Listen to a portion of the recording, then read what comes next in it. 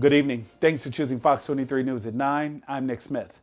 Early voting is underway in several states across the country, with multiple reports of many waiting in long lines before being able to cast their vote. We have complete team coverage tonight. Mississippi, the only state in the union that does not allow its citizens to vote early. Voters will have to go to the polls in person during a pandemic unless they fill out an absentee ballot.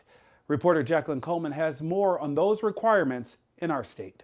In Mississippi, an excuse other than the risk of COVID-19 is required to cast an absentee ballot, and not all voters qualify. Mississippi requires absentee ballot applications to be notarized. The state also requires people to provide an excuse to vote absentee, whether that's being disabled, being 65 or older, or being out of town on election day. And for those who are going away to school or away at school, or they are away working, we can mail them that ballot. We can't mail that ballot to an address that's in the county. It has to be where they are.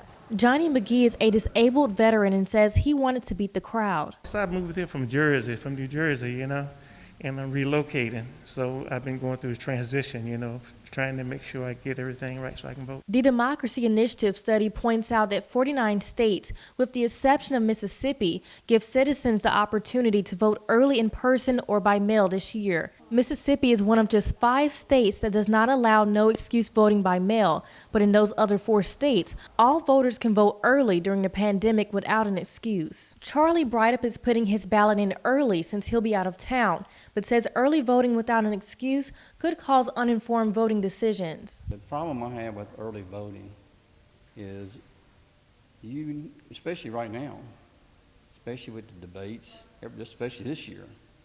I mean, there's the COVID stuff is delayed, and there's no campaigns.